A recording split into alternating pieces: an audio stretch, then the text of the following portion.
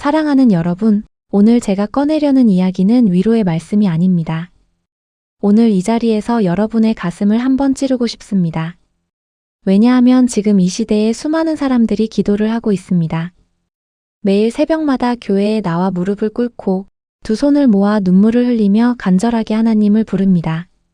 그런데 하늘이 열리지 않는다고 느끼는 분들이 너무나 많습니다.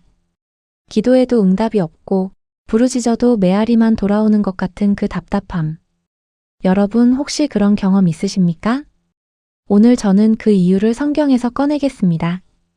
하나님이 절대 기도를 들어주실 수 없는 사람들의 특징. 이것은 심판의 말씀이 아닙니다. 돌이키라는 사랑의 경고입니다. 첫 번째, 말씀의 귀를 막는 사람입니다. 잠언 28장 9절을 함께 보겠습니다.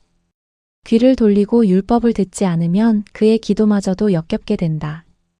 여러분, 이 구절에서 하나님이 쓰신 표현이 무엇입니까? 듣지 않으신다가 아닙니다. 역겨워하신다입니다.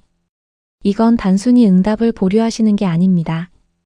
하나님이 그 기도 자체를 역겨움으로 받으신다는 뜻입니다. 어떤 사람입니까? 율법에, 즉 하나님의 말씀에 귀를 막는 사람입니다. 여러분, 솔직하게 자신을 들여다보십시오. 예배당 의자에는 앉아있지만 설교 내내 스마트폰을 보고 있지는 않습니까? 성경책은 가방에 있지만 한 주 내내 펼쳐본 적이 없지는 않습니까? 큐티를 해야 한다는 건 알지만 바쁘다는 핑계로 넘어가고 있지는 않습니까? 하나님의 말씀을 듣지 않으면서 하나님께 내 말을 들어달라고 하는 것. 이건 관계가 아닙니다. 이건 일방적인 요구입니다. 내 말은 들어야 하고 내 말은 듣지 않겠다는 것. 여러분, 그런 관계가 세상에서도 가능합니까? 하나님은 인격이십니다. 관계를 원하십니다. 그런데 우리가 하나님의 말씀을 외면하면서 기도를 드린다면 그건 하나님과의 관계를 짓밟으면서 복은 달라는 것과 같습니다. 말씀을 열어야 합니다. 들어야 합니다. 순종해야 합니다. 그것이 먼저입니다. 두 번째, 죄를 품고 있는 사람입니다. 이사야 59장 1절에서 2절을 보겠습니다.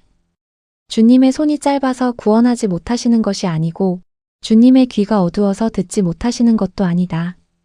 오직 너희의 죄악이 너희와 너희의 하나님 사이를 갈라놓았고 너희의 죄 때문에 주님께서 너희에게서 얼굴을 돌리셔서 너희의 말을 듣지 않으실 뿐이다.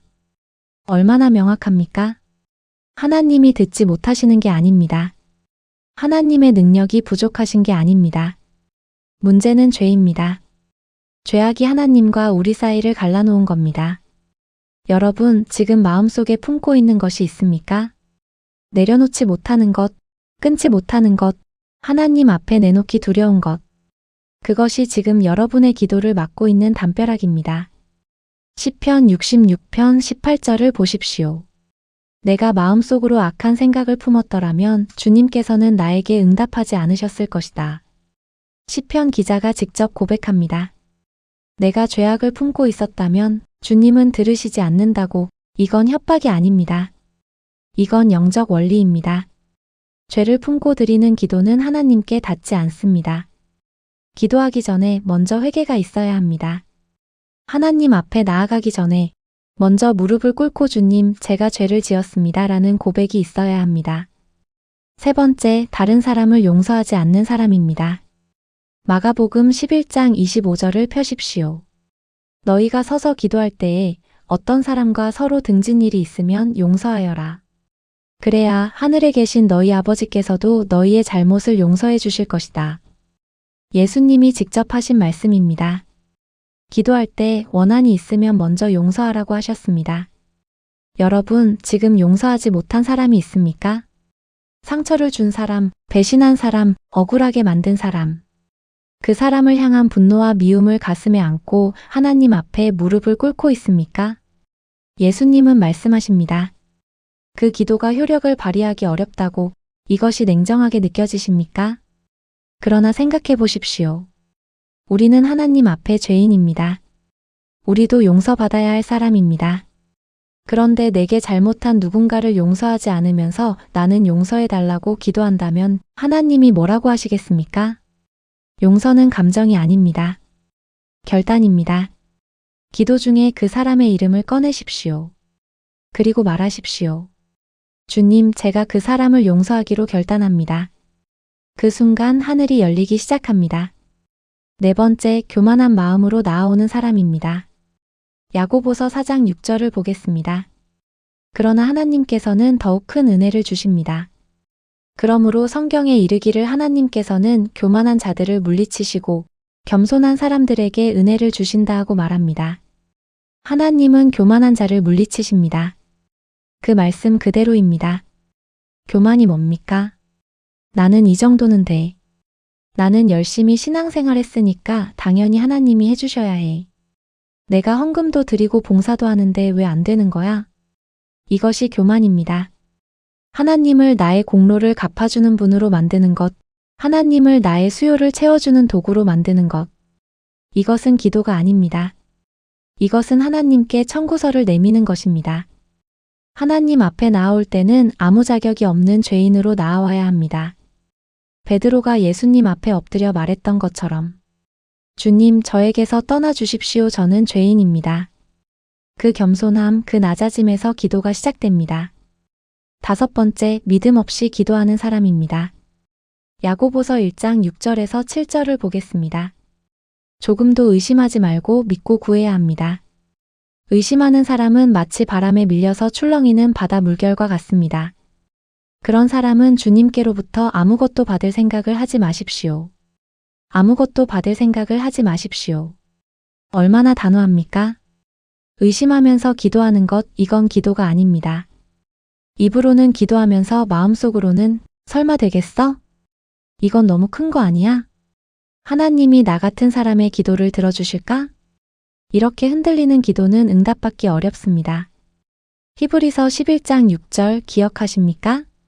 믿음이 없이는 하나님을 기쁘게 해드릴 수 없습니다. 하나님께 나아가는 사람은 하나님이 계시다는 것과 하나님은 자기를 찾는 사람들에게 상을 주시는 분이시라는 것을 믿어야 합니다. 기도할 때는 믿어야 합니다. 응답받을 것을 믿어야 합니다. 하나님이 들으신다는 것을 믿어야 합니다. 그 믿음이 기도의 날개입니다. 결론, 부르짖음입니다. 사랑하는 여러분, 오늘 5가지를 말씀드렸습니다. 말씀의 귀를 막는 사람, 죄를 품은 사람, 용서하지 않는 사람, 교만한 사람, 믿음 없이 기도하는 사람. 지금 이 말씀 앞에서 마음이 찔리십니까? 그렇다면 오늘이 바로 그날입니다. 하나님이 여러분을 포기하신 게 아닙니다. 하나님이 여러분을 이 자리로 이끄신 겁니다. 요한일서 1장 9절을 마지막으로 드리겠습니다. 우리가 우리 죄를 자백하면 하나님은 신실하시고 의로우신 분이셔서 우리의 죄를 용서하시고 모든 불의에서 우리를 깨끗하게 해주실 것입니다. 지금 고백하십시오. 지금 내려놓으십시오. 지금 용서를 선택하십시오. 지금 겸손히 엎드리십시오. 지금 믿음으로 나아오십시오. 하늘의 문은 닫혀 있지 않습니다. 우리가 스스로 닫아놓은 것입니다. 그런데 그 문을 다시 여는 열쇠도 우리 손에 있습니다. 바로 회개와 순종과 믿음입니다. 오늘 이 말씀이 여러분의 기도 생활을 완전히 바꾸는 날이 되길 주님의 이름으로 축원합니다. 아멘.